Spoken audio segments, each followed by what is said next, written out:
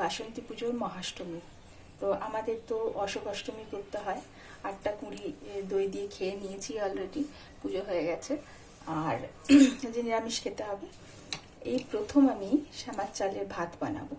ওটা পোলাও বানানো যায়, খিচুড়িও বানানো যায়, কিন্তু আমার একটু অম্বলের প্রবলেম হচ্ছে, তাই ওসব কিছু বানাবো না, প্লেন ভাত বানাবো। কিন্তু প্রথমবার বানাবো, আমি জানি না কতটা কি পরিমাণ মতো দিতে হবে জল টল, তো ট্রাই করি, দেখি। আর একটু আলু পটলের রসা যেটা হয়, ডালনা, সেটা বানাবো, টমেটোর চাটনি বানাবো। আর হাজব্যান্ডের জন্য যদি হাজব্যান্ড বলে, অ্যালাউ করে, তবে, কারণ ও আমি যা খাই তাই খেয়ে নেয় আমার সমস্ত উপোসের দিনে, মানে আমরা দুজনে মিলেই করা হয়ে যায়। আজকে ভাবছি 2টো মাছ আছে, একটু মশলাও পেশা আছে, একটু মাছের ঝাল করে দেবো, বা ও যদি চায় ইন্ডাকশানে নিজে করে নেবে। তো এই হচ্ছে ব্যাপার। কাজে শ্যামার চালের ভাতটাই আমার কাছে একটা এক্সপেরিমেন্ট।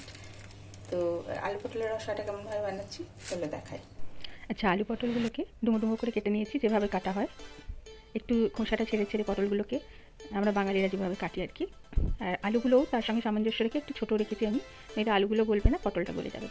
একটা মশলা পিষে নেব, আদা, কাঁচা লঙ্কা, টমেটো, আর এর মধ্যেই আমি জিরের গুঁড়ো আর গরম মশলার গুঁড়ো দিয়ে একসাথে পেস্ট করে নেব। এবার কড়াইতে দেবো সর্ষের তেল। তেলটা গরম হয়ে গেছে, এর মধ্যে একটু নুন ছিটিয়ে দেবো যাতে না ছিটকোয় গায়ে। আলু পটলটা ভাজার সময় আলু পটলটা আগে ভালো করে ভেজে নিতে হবে। পটলগুলো ছেড়ে দিলাম আগে পটলটা ভালো করে একটুখানি ভেজে নেব, তারপরে আলুটা ছাড়বো। আর এখন পটল আমার ভীষণ ফেভারিট। আচ্ছা, পটলটা অর্ধেক ভাজা হয়েছিল, সেই সময় আমি আলুটা ছেড়ে দিলাম, দিয়ে এবার দুটো একসাথে। ছোটোবেলায় আলু পটলের ডালনা দেখলে খুব রাগ হতো, খেতে ইচ্ছে করতো না। এখন আমার মেয়েও তাই করে, নামটা শুনলেই নাক সিটকোয়, কিন্তু খেয়ে নেয়। আলু পটলটা ভাজা হয়ে গেছে আমার যতটুকুনি দরকার ছিল। এবার ওই তেলেই আমি করবো মশলাটা কষবো। তেলে দিলাম একটা গোটা শুকনো লঙ্কা, 2টো তেজপাতা, সামান্য একটু গোটা জিরে। এবারে ছেড়ে দেবো আদা, কাঁচা লঙ্কা, টমেটো বাটাটা। মিক্সির জলটাও দিয়ে দেবো। অনেকটা মশলা মিক্সিতে লেগে থাকে, ওটা না ফেলে ওটা ধুয়ে দেওয়া। নিরামিষ রান্নাগুলো একটু যত্ন করে করলে বেশ ভালোই হয় খেতে। সবসময় যে আমিষই ভালো লাগে তা নয়। আজকাল যত বয়স বাড়ছে তত নিরামিষ রান্নার প্রতি ঝোঁকটাও বাড়ছে। এতে দিলাম নুন আর হলুদ স্বাদ মতো, দিলাম 1 চামচ চিনি। নিরামিষ রান্নায় তো চিনি পড়বেই। এই মশলাটাকে সুন্দর করে তেল ছাড়া পর্যন্ত কষাতে হবে। অনেকে ভাবেন, অবাঙালিরা ভাবেন আমরা মিষ্টি মিষ্টি খাই, অথচ সেটা কিন্তু ঠিক নয়। এই চিনিটার জন্য এটা স্বাদ দ্বিগুণ হয়ে যাবে। মশলাটা কষানো হয়ে গেছে, তেল ছেড়ে এসছে। এবার এর মধ্যে আলুটা আগে দিয়ে দিলাম, যেহেতু আলু সেদ্ধ হতে টাইম লাগবে। এটাকে ঢেকে একটু কষাবো প্রথমে। যদি নরম হয়ে যায় তো ঠিক আছে, নাহলে আমি জল দিয়ে এটাকে আলুগুলোকে নরম করবো। মাঝে খুলে দেখবো যে আলুটা নরম হয়েছে কি হয়নি। অনেক সময় নরম হয়ে যায়, আবার অনেক সময় হয় না, এখনও শক্ত আছে বেশ। আর একবার ঢেকে দিলে খানিকটা নরম হয়ে যাবে। ঢেকে কষালে কিন্তু তাড়াতাড়ি নরম হয়ে যায়, জল দিয়ে নরম করার থেকে, আমার এক্সপিরিয়েন্স তাই বলে। তো এবার প্রায় নরম হয়ে এসেছে, আবার পটলের সঙ্গে রান্না হবে, তাই এটা আরও গলে যাবে।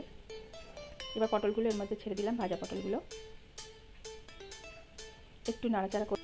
এবার একসাথেই বেশ খানিকটা জল দিয়ে দিলাম, যাতে আলুগুলো সেদ্ধ হয়ে যায়, পটলগুলোও সেদ্ধ হয়ে যায়, আর শেষটা একটু মাখা মাখা হয়। তো ঢেকে এটাকে আঁচটা মিডিয়াম লো করে রান্না করতে হবে। ফুটে গেছে, এবার আলুগুলো টিপে ভেঙে দেখলাম প্রায় নরম হয়ে এসছে। আরেকটু ঢেকে দিলাম, খানিকটা মাখা মাখা হয়ে এসছে, অনেকটা জল কমে গেছে, আলুগুলোও একদম নরম হয়ে গেছে। এর মধ্যে 2-3টে আলু ভালো করে ভেঙে দিলে গ্রেভিটা বেশ থকথকে হয়, আর মাখা মাখা আমার কনসিস্টেন্সি দরকার, সেই হিসেবে গ্রেভিটা রাখবে। এবার দিলাম ওপর থেকে ভাজা মশলা আগের দিন আমি করে রেখেছিলাম, সেই মশলাটা ছিল অনেকটা, তার মধ্যে থেকে একটুখানি দিলাম। ব্যাস হয়ে গেল আমার আলু পটলের রসা। এটা ভাত দিয়ে, রুটি দিয়ে, পরোটা দিয়ে, সব কিছু দিয়েই ভালো লাগে, লুচি দিয়েও খুবই ভালো লাগে। সাধারণ একটা রান্না, কিন্তু নিরামিষ দিনে যেন অমৃতের মতো লাগে খেতে। তো সবাই পাশে থাকবেন, ভিডিওটা ভালো লাগলে একটা লাইক করবেন, কমেন্ট করে দেবেন। আর পারলে বন্ধু বান্ধবদের মধ্যে শেয়ার করে দেবেন।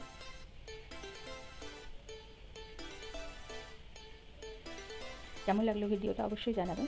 ধন্যবাদ ভিডিওটা দেখার জন্য। ব্যাস তৈরি, এবার পরিবেশন করে দেবো। এদিকে ফুটছে সামার চালের ভাত, এটা দিয়ে আজকে আমি খাবো আলু পটলের রসাটা।